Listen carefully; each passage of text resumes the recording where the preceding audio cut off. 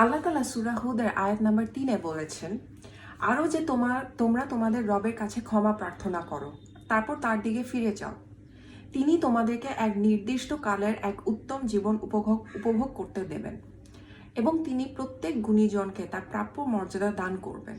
আর যদি তোমরা মুখ ফিরে নাও, তবে নিশ্চয়ই আমি তোমাদের উপর এক মহাদিনের শাস্তির আশঙ্কা করি। এখানে যারা আল্লাহ তাআলাকে ইবাদত করে, যারা সওয়াবকারী, যারা ঈমানদার, তাদের কথা বলছে, এবং যারা গুনাহগারী তাদের কথা বলছে। মানে দুই ধরনের লোকদের কথা বলছে। যারা অনেক আমলকারী, আল্লাহ তাআলার কাছে ক্ষমা প্রার্থনা করে, ঈমানদার, আল্লাহ তাআলাকে ভয় করে, তাদেরকে আল্লাহ তাআলা বলতেছে যে তোমাদেরকে এই জীবনেও আমি একটা উত্তম রিজিক তোমাদেরকে দিব, একটা নির্দিষ্ট কালের পর্যন্ত। মানে নির্দিষ্ট কাল মানে ওই ব্যক্তির মৃত্যু পর্যন্ত। এবং তারা যদি অনেক ভালো ভালো কাজ করে থাকে, ওই অনুযায়ী তাদেরকে একটা মর্যাদাবান এবং সম্মান স্বরূপ এক জীবন দান করবে। মানে আমি যে খেতে পড়তে পারবো শুধু তাই না, আমার কাজের অনুযায়ী আল্লাহ তাআলা আমাকে একটা মর্যাদাপূর্ণ সম্মান স্বরূপ মাথা উঁচু করে জীবন ভোগ করার একটা সুযোগ দিবেন এই দুনিয়াতে থাকতে।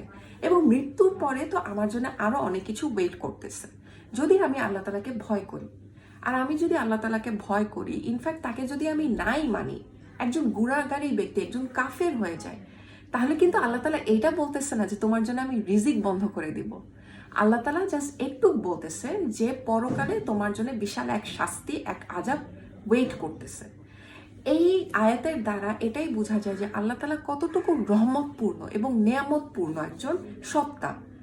উনি গুনাহগারীদের জন্য কিন্তু রিজিক বন্ধ করে দেয় না, সূর্যের আলো বন্ধ করে দেয় না।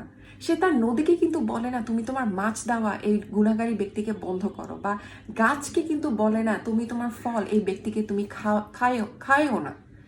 হ্যাঁ, শুধু এইটা বলতেছে যে এই গুনাহগারী ব্যক্তিও খাওয়া দাওয়া করবে, সেও তার পরনের কাপড় পরবে, তারও একটা হতে পারে এ খুব মর্যাদাবান একটা জীবন স্বরূপ সে আল্লাহ তাআলা তাকে দিবে। কিন্তু এইটা বলতেছে যে পরকালে তোমার জন্য বিশাল বড় একটা শাস্তি ওয়েট করতেছে। তো আমরা যদি এখানে আল্লাহ তাআলাকে ভয় করি, 5 ওয়াক্ত নামাজ পড়ি, ভালো ভালো কাজ করি, এবং তার কাছে বেশি বেশি যদি ক্ষমা চাই, আল্লাহ তাআলা অনেক খুশি হয়ে যাবে এবং আমাদেরকে এক সুন্দর একটা জীবন আমাকে দান করবে। আর উল্টাটা যদি আমি করি, তাহলে কিন্তু সবকিছু এই দুনিয়াতেও আমি সবকিছুই পাবো, কিন্তু আখিরাতে আমার জন্য কিছুই ওয়েট করবে না। এখন এইটা যে কত বড় একটা পাওয়ার আমাদেরকে আল্লাহ তাআলা দিয়ে দিয়েছে, এটা কিন্তু আমরা অনেক সময় বুঝি না। হ্যাঁ, আল্লাহ তাআলা অন্য আয়াতেও কিন্তু বলছে যে আল্লাহ তাআলা কোনো মানুষের উপর জোর জবরদস্তি করে না ঈমান নিয়ে। এটা আমাদের ফ্রি উইল, ফ্রি চয়েস, আমরা আল্লাহ তাআলাকে মানবো অথবা মানবো না। আয়াতটা আমার কাছে এত সুন্দর লাগলো যে আমরা কিন্তু অনেক সময় বুঝি না আল্লাহ তাআলা আমাদেরকে কতটুকু ভালোবাসেন এবং কতটুকু রহমত আমাদের উপর উনি নাজিল করেন। তার অবাধ্য হওয়ার পরও, তার গুনার কাজ, তার অপছন্দের কাজ করার পরও, সে যেগুলিকে হারাম করছে ওইগুলি করার পরও উনি কিন্তু রিজিক বন্ধ করে দেয় না।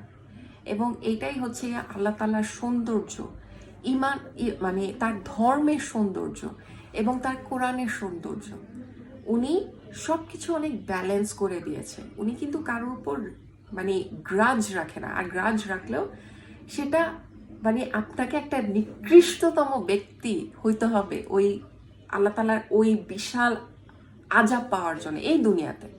কিন্তু আল্লাহ তাআলা এমন না যে উনি আযাব নিয়ে বসে আছে যে কখন কোন মানুষ গুনাহ করবে আমি তাকে তখনই আযাব দিয়ে তাকে আমি ধ্বংস করব। উনি কিন্তু এরকম না, উনি আমাদেরকে অনেক চান্সেস দেয়, অনেক ক্ষমা করে, ক্ষমা করতেই থাকে, করতেই থাকে। আমরা ক্ষমা না চাইলেও উনি আমাদেরকে ক্ষমা করতেই থাকে এবং আমাদেরকে রিজিক দান করে। এখন আপনিই বলেন, ঈমান নিয়ে আসলে কার ক্ষতিটা হইতেছে? আল্লাহ তাআলার ক্ষতি হচ্ছে নাকি আমার ক্ষতি হচ্ছে? ক্ষতিটা মানুষেরই হইতেছে। আপনি যদি 5 ওয়াক্ত, আবার আমি যদি 5 ওয়াক্ত নামাজ না পড়ি, কার ক্ষতি হইতেছে? আল্লাহ তাআলার ক্ষতি হচ্ছে নাকি আমার ক্ষতি হচ্ছে? এটাই তো। লাস্ট 10 দিন তো না, 8 দিন বাকি আছে এই রোজার। তো ভাবলাম যে আমি এই 10 দিনের 10টা আয়াত নিয়ে আমি আপনাদের সামনে আসি। আশা করি আপনাদের আয়াতগুলি ভালো লাগবে এবং আপনারা অনেক কিছু জানবেন ইনশাল্লাহ। যদি জেনে থাকেন তাহলে অন্যদের সাথেও শেয়ার করবেন। আসসালামু আলাইকুম।